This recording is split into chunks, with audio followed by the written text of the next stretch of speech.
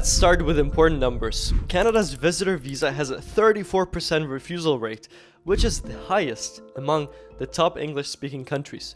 Most applicants fail to prove their non-immigrant intentions. Therefore, you need to prepare a strong application. I'm speaking from experience as I run an immigration firm. We work with some of the best Canadian immigration lawyers. But my approach is simple. Information should be free. Implementation is premium. So if you want to do the entire process yourself, you're in the right place. I will not hold anything back from you, and you will get the new IRCC portal to make the process easier. Step-by-step application tutorial, supporting documents, and finally how to make a custom letter of explanation. First of all, why use the new IRCC portal? Unlike the old GCK platform, the IRCC portal is much simpler and it minimizes room for error. There is no IMM forms. Instead, everything is laid out in a question-answer format. But you still need to make a strong SOP. More about it at the end of the video. With this out of the way, let's dive into the step-by-step tutorial.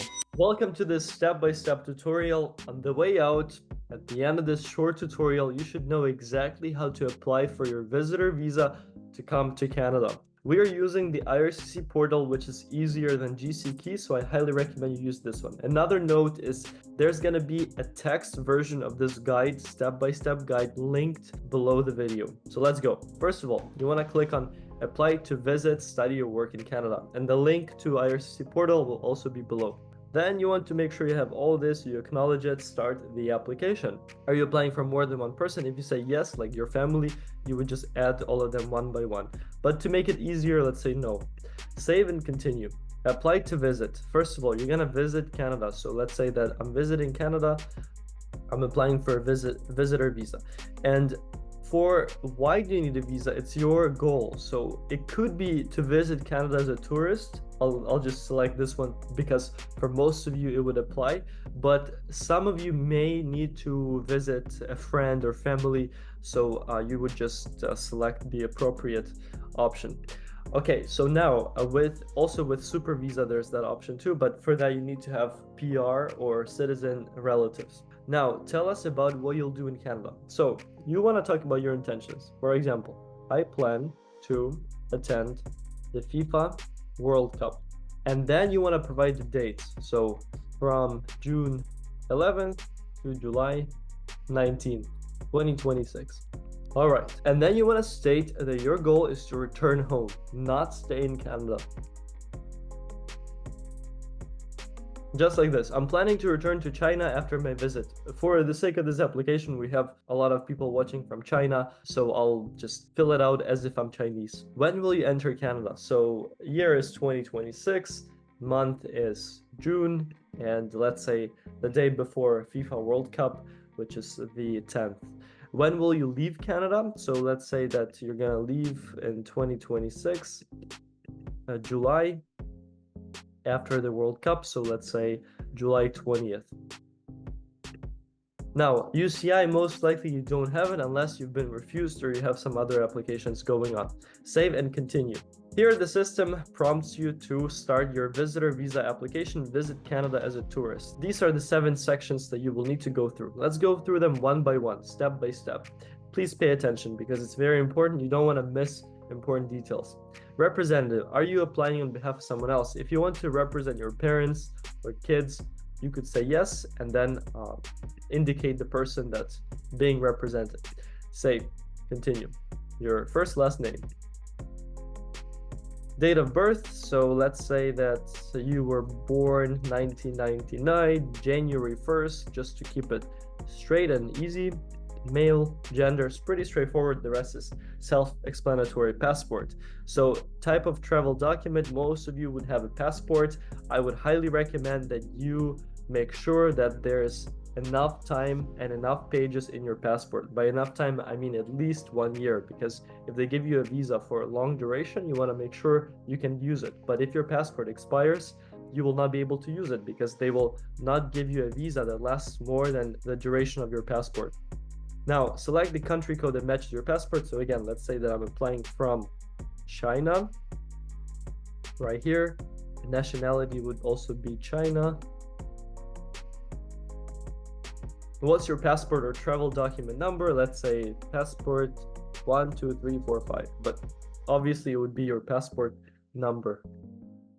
Now, date of issue of your passport. So let's say that I just got it this year, and now it expires in 10 years.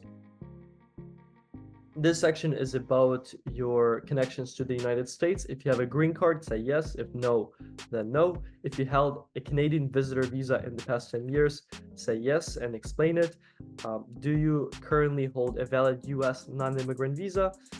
I would say no for most of you, but again, this could be different. And are you traveling to Canada by air? Yes, for the majority of you watching this tutorial. Save and continue. By the way, if you have any questions, drop them in the comments. Country or territory where you were born. So let's just keep it straight and say that you are from China, and let's say it's Shanghai. Are you a citizen of more than one country or territory? For most of you, it'd be a no, but if it's a yes, then you would need to indicate this. So let's say that I'm just a citizen of China. If you have multiple citizenships, then of course you would need to provide this. All right, I'm a citizen of this country since birth. Save and continue. National identity documents. For some of you, for some countries, there's a national ID. You just want to provide the number. But for just the sake of the tutorial, I'm going to say no. Save and continue. Next, names used in the past. Have you used another name? If you've had a maiden name, for example, you could indicate it. Or if you changed your name in the past, then say yes. If no, then no. It's just simpler this way. Okay, this section is about countries or territories of residence. It means where you currently live. It's much easier if you apply for your visa from the country where you hold citizenship or permanent residence. For those of you who reside in, let's say, the Middle East, and you're an expat, an immigrant, you do not have PR or citizenship, I would recommend that you apply from your country of citizenship because it increases your home ties.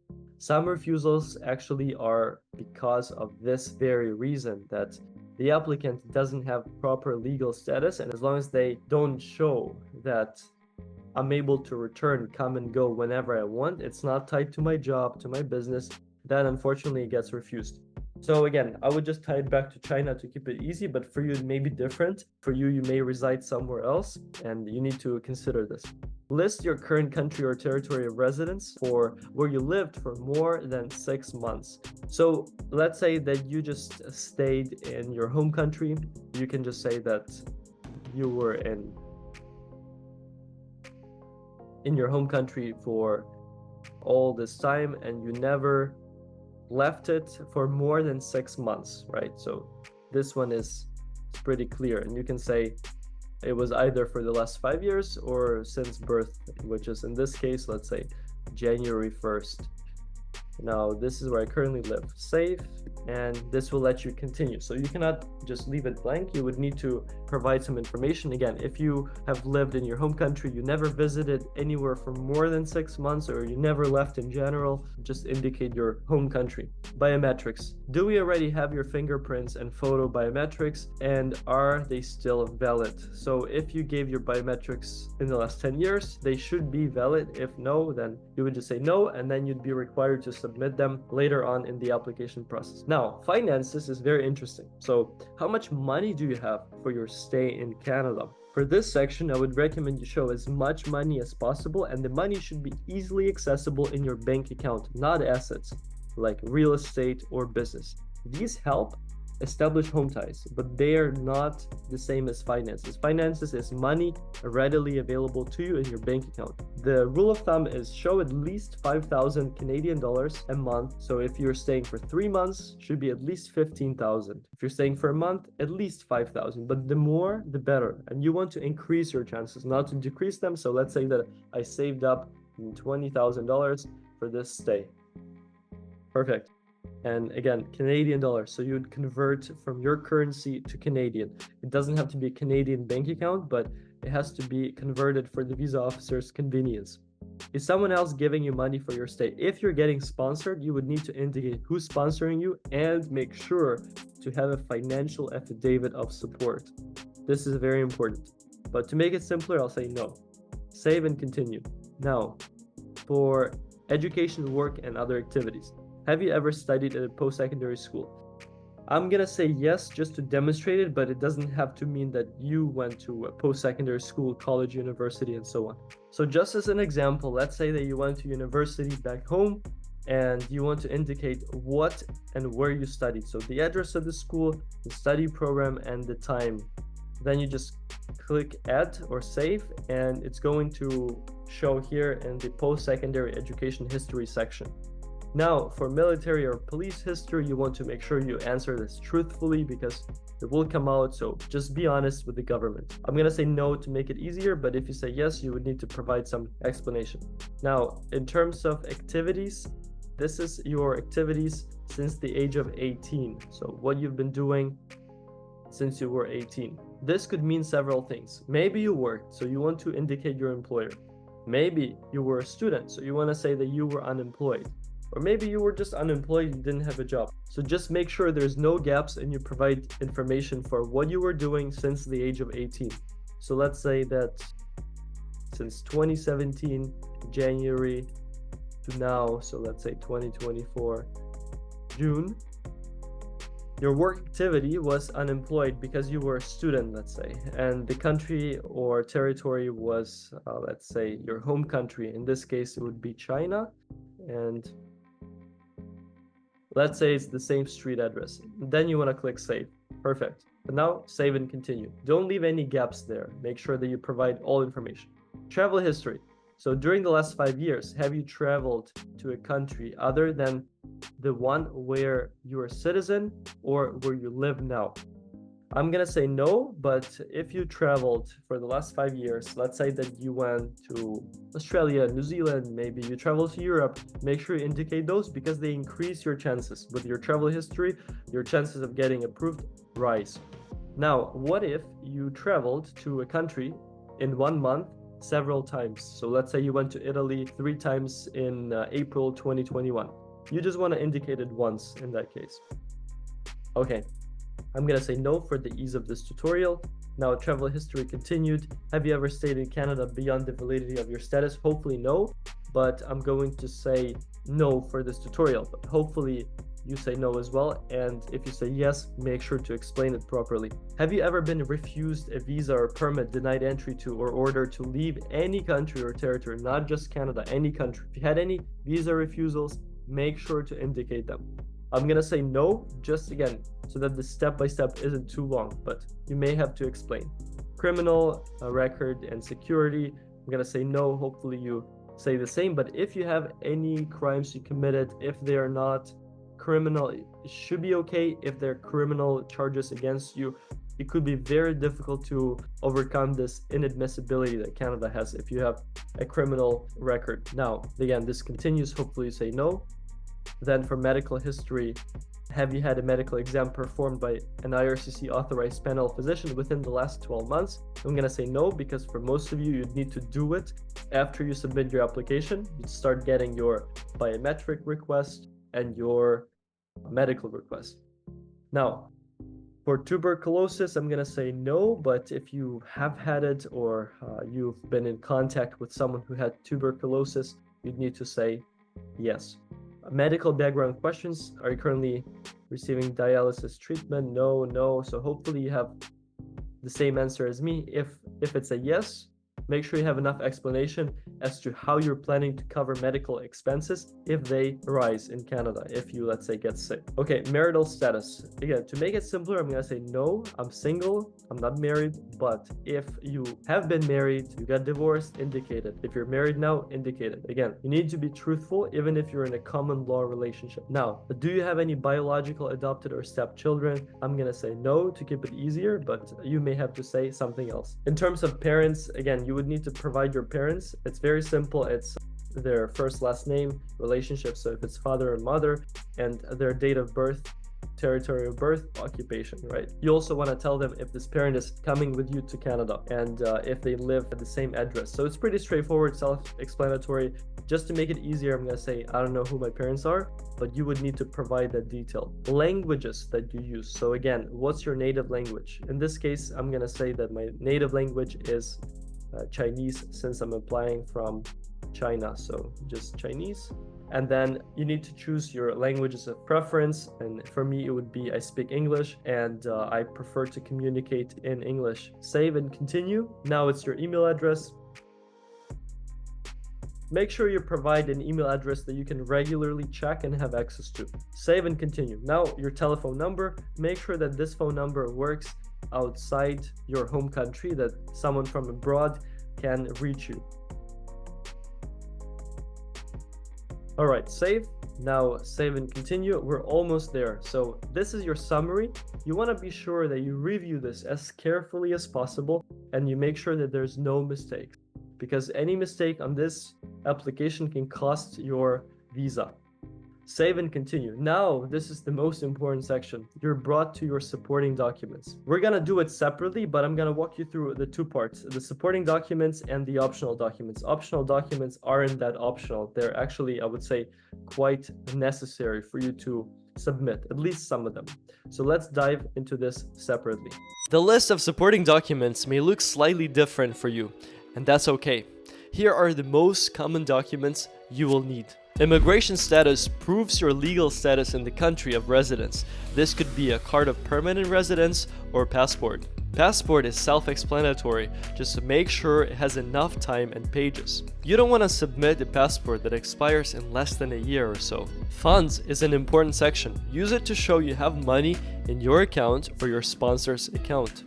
Assets like houses, cars, businesses do not count in this particular section. A visa officer needs to see you have enough money to support your visit, and the funds are always at your reach. I emphasize always. You may have an invitation letter required if you're visiting friends, family, or a business event.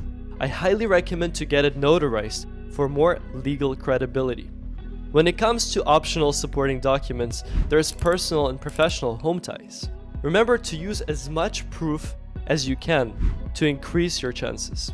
Let's start from the first and most important one, letter of explanation or the statement of purpose. The 34% refusal rate is caused by the inability to make this particular document. And guess what? Now there's a platform that makes it fast and easy. We built it to empower do-it-yourself applicants like you. If you're applying for a visitor visa to come to Canada, this SOP Builder is a complete game changer. Let me demonstrate why.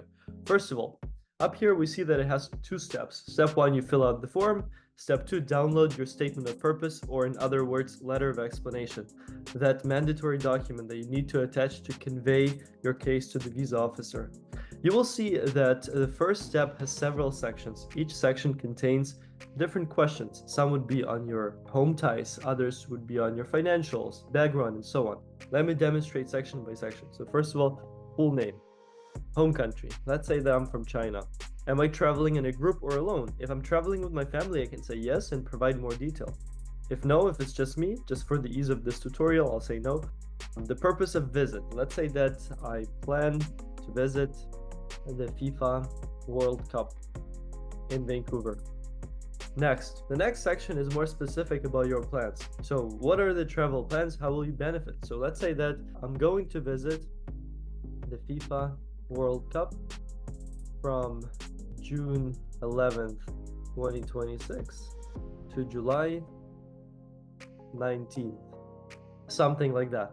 And then I'm gonna say that this trip is meaningful to me as a soccer fan. I always wanted to see it.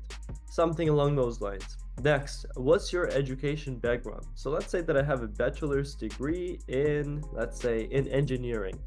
And by the way, what's really cool about this tool is that we made it so that each section has an example or explanation that you can use, or simply just use it, rely on it to guide your answer. Next, what's your professional business background? Let's say that I have 3 years of work experience as a chemical engineer at, let's say, China Petroleum.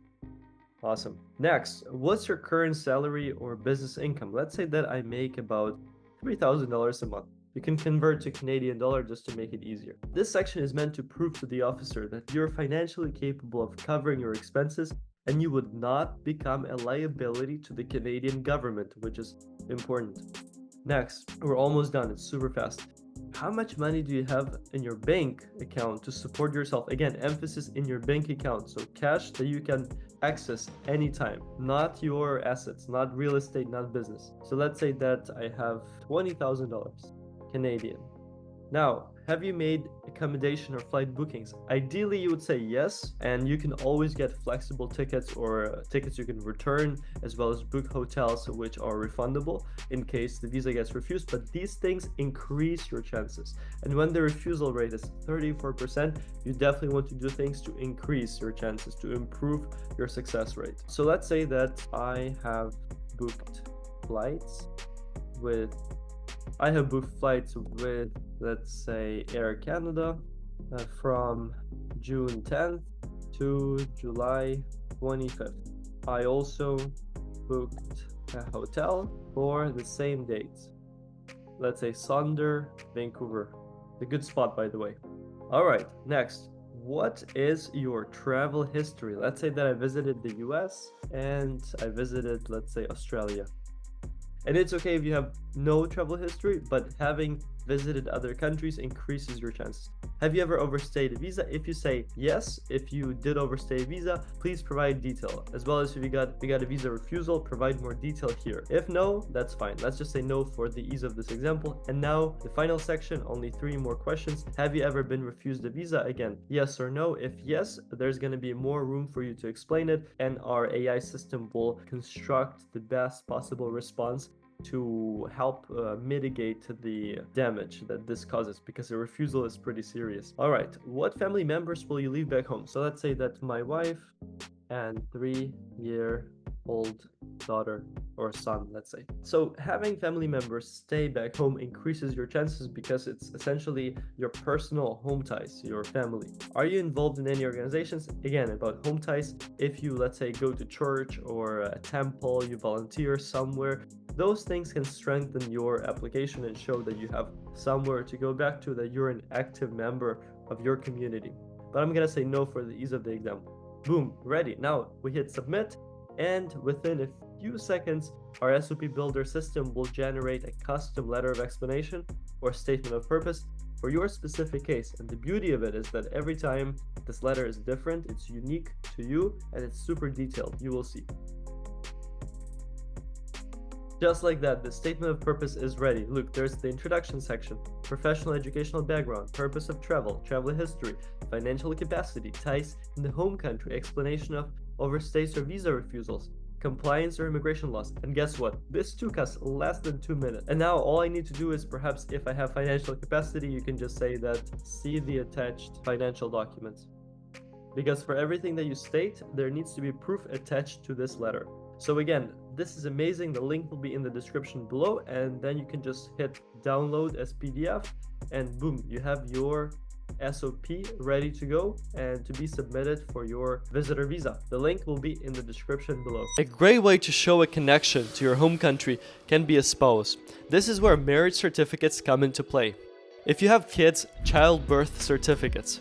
If your parents have an illness, add a doctor's note. And if you're part of the community, volunteer letters or religious group affiliations. In terms of political parties, I would not recommend adding that. Another way to show you have somewhere to go back to is land or real estate deeds. Having a house or apartment can boost your chances. Investment portfolios can also increase your ties.